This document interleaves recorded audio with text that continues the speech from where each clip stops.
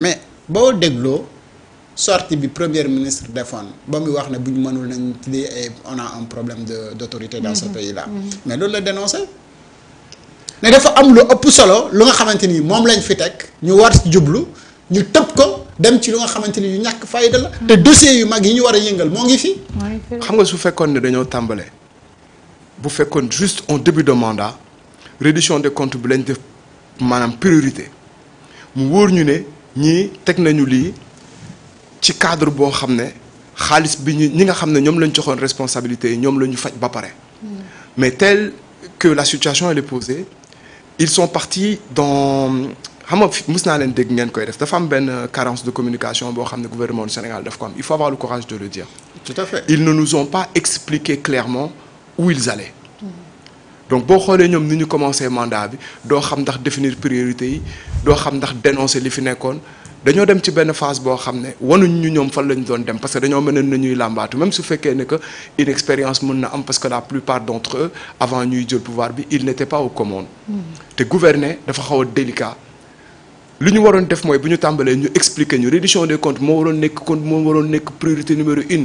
nga xam ne kenn du daw kenn du génn kenn rek laa d'accord ñu bàyyi ko mu dem. te moom sax bàyyi bu dem bi c'est entre guillemets parce que dafa waroon toog parce que daf ñoo jiite parce que tey lu munte am muy les ministres les députés ak keneen ku mu ci munti doon un seul est responsable l'ancien président de la République parce que moom la ñu faloon mu fal ñu ci des fépp fu suñu alal jaar war nañu ko mën a détailler jox ñu information yi képp koo xam ne def nga mu nekk loo xam ne c'est avéré yoon wane ko ñu condamné la parce que tey bu ñu demee ba naan ana doomam parce que cité woon nañ ko ci ay dossiers te mënuñoo fexe ba mu dellu si un Madiambal dem na un keneen dem na quand est-ce que la justice va être en mesure de faire des procès yoo xam ne jaar na yoon en toute justice en toute équité ku nekk lii sa responsabilité nga assumer ko devant les Sénégalais loolu moo ci li nga xam ne am na fula à ce rythme là est-ce que aussi dinañu dem ba gis kuy rendre compte parce que yaa ngi koy wax ñu bëre daw nañu parce que boo laajtee ani Doudou Ka ñun la nekk fii ani Mamour Diallo ani Mame Mbaye Niang ana Moussa Bocar Thiam bi nga xamante ni démb rek ñi ngi wax yeneeni mbir yoo xam ne am na ci gestion ci ministère boobu alors si la justice continue comme ça taxaw bu ñu demee ba ca cappaandaw la qui va rendre compte parce que en fin de compte ñëpp dinañ dem. Après je pense que justice rythme mu jël nii. contrairement à li nit ñi di wax man je suis pour que la justice prenne son temps. parce que boo defee justice boo xam ne day précipité wala dafay nekk lu ñu accéléré.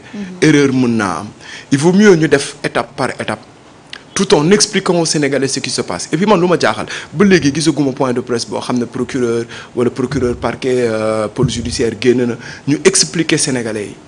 wax sénégalais fan nañ toll parce que ñàkk xam boobu moo waral ku nekk di joxe information. def benn conférence de presse pour parler de la situation ak li nga xam ne loolu la ñu am ci ñi ñu teg loxo. léegi xam nga soo génnee comme bon dinañ ci am exemple bu gën a fës. dans certains pays le parquet a sa cellule de presse. lu nekk dossier bi fu mu munti toll dañuy informer nit ñi parce que ils rendent compte au nom du peuple sénégalais donc les Sénégalais doivent savoir. ñàkk xam boobu tax na intoxication dafay am parce que ñi nga xam ne tey ñoom ñooy les mises en cause pour se défendre par force dinañ joxe information muy dëgg ak mu bañ a nekk dëgg l'essentiel mooy nañu weddi tuuma léegi weddi tuuma boobu nag pour bañ tamit justice ne dañ ko waxal lu mu deful wala dañu ne dafa am vendetta wala benn rëbb ñi fi nekkoon il faut que justice di génn di expliquer Sénégalais yi fan la ñu toll ci liggéey bi ñu leen dénk parce que tey sans explication sans lumière de la justice ku nekk da ngay am sa xalaatu bopp bu ñu toogee ci penc mi lépp lu ñuy wax du nekk loo xam ne am nañ ci preuve parce que tey pôle judiciaire mu ngi def liggéey bu am solo mais nañu expliquer Sénégalais yi parce que bu fekkee dossier par dossier bu ñu instruire def point de presse leeralal askan bi ne lii ngeen ñu sant pour ñu defal leen ko fii lañ ci toll dossier diw toll nañ ci fii def point de presse boo xam ne lépp lu lëndëm ci xelu nit ñi dinañ ko leeral il est important que ils aient une pédagogie d'information pour wax ñi nga xam ne ñoom la ñuy liggéeyal fan la ñu toll ci li ñuy def parce que tey bu ñu demee ba naan yéex na mooy am na pas boo xam ne gisuñu ne def nañ ko parce que bu yamuñu Mamour Diallo Abdoulaye Daouda Diallo war nañu rendre compte parce que en tant que ministre des finances am na ci xaalis boo xam ne ñu ngi naan xaalis bi fii la jaar fee la jaar moo ko signé Amadou Ba signé na document bi fan la suñu koppar dem kan moo ko ordonné ay comptes yoo xam ne xaalis bu waroon dem trésor dem ci compte public.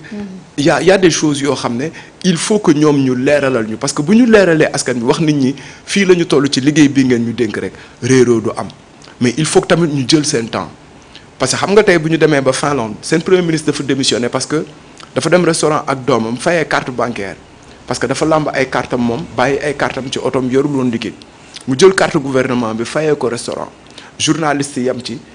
Le soir même bi ñu ko waxee le lendemain matin il y avait sa démission sur la table pour moins de 100 euros lu matul 65 000 francs CFA ñun kañ la ñuy am culture boobu mooy maanaam moomu ma ko ñun ñëpp ko bokk ma bàyyi ko fi. mais pour loolu il faut que lépp tegu ci yoon justice leeralal askan bi ne lii ngeen ma sant pour ma liggéey leen ko fii laa ci toll. justement Mbengue mu gaañ duñ ko mën a bàyyi bu fekkee ni ku ko def dara du la ci fekk. c'est ça. impunité boobu bu fekkee mu ni jeex. soo defee. xam nga li la ciy xaar bala ngaa def da nga koy seetaat.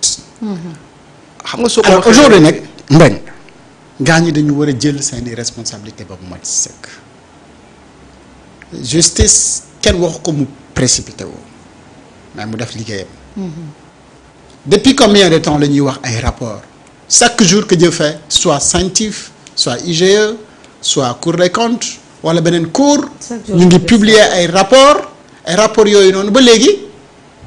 ki daan wax ne moom daf doon teg coñ-coñ ci ay rapport nekkatu fi mais kon rapport yi kay amul lan benn coñc bu ci tegu alors ces rapports là doivent être exploités mais absolument rien et boo gisee ces derniers temps ni mbir yi di évoluer xam nga loolu moom moo poussé woon ma ne y a problème quelque part dans la justice et il faut la régler loolu moo ñu yóbbu ba tey Ameth Ndoye ak la mu mën a wax ak la mu mën a def yépp mu takkal ko bracelet mu jee si bracelet ma tiit man ma tiit ne coow lii yëpp ñuy wax ak ma jàmbal mbaa bu ñëwee mbaa duuf gaa ñi duñ ko takkal bracelet. buum la bett de. mais ku mën a takkal nag. Ameth kanaa bracelet jabaru ma jàmbal jaa ñu ko gën a mérité bracelet. waaw moo ko gën a. vu son état de santé ak li ciy wax. mu ngi noonu moo ko gën a mérité. donc ñun ñëpp xam nañ ne y a problème quelque part. mais après pour le cas Madiambal je ne pense pas que bu ñëwee ñu takkal ko bracelet parce que chef d'inculpation yi nga xam ne moom la ko nar a toppee te man nag yaakaaruma dina ma bett parce que je ne pense pas bu la dara bett man fi mu toll sama xel daf cee dalatul. man nag sama xel dal na ci parce que li mu def xam nga am interdiction de sortie du territoire moom li mu def bon on peut pas mënuñu ko catégoriser ci benn délit kese parce que dañ ko jox interdiction de sortie du territoire mu braver les autorités sénégalaises. tey l'administration sénégalaise le gouvernement sénégalais doit tout faire pour que la France nous le rende parce que am na benn jeune bu tudd Fofana bu rayoon nit dans les Hauts-de-Seine à Bagneux taaloon fi benn boy bu tudd Ilan quelque chose fii la daw ñëw dañ ko jàpp teg ko ci avion Air France delloo leen ko parce que dafa rey nit ay accord moo ñu lié. te tey Sénégal am na doole boo xam ne peut-être nous n'avons pas encore le corps bien constitué pour faire face à la France parce que moo ñu raw mais nous avons la possibilité de demander à ce qu'on nous le ramène texte réglementaire yi permettre nañ ko te am nañ moyen de pression parce que ñoom ñoo ñu soxla tey puisque ñoom am nañ crise énergétique ñoom am nañ crise économique la France a besoin du Sénégal et le gouvernement doit faire pression sur la France pour qu'on nous le rende à titre d'exemple pour que ñi si des xam ne ku def li mu def boo génnee dinañ la delloo si est-ce que mës ngaa dégg société sénégalaise buy exploiter dara en France bu def dégâts ki ko fa moomoon daw ñëw ñibbi si fii te delloo ñu ko.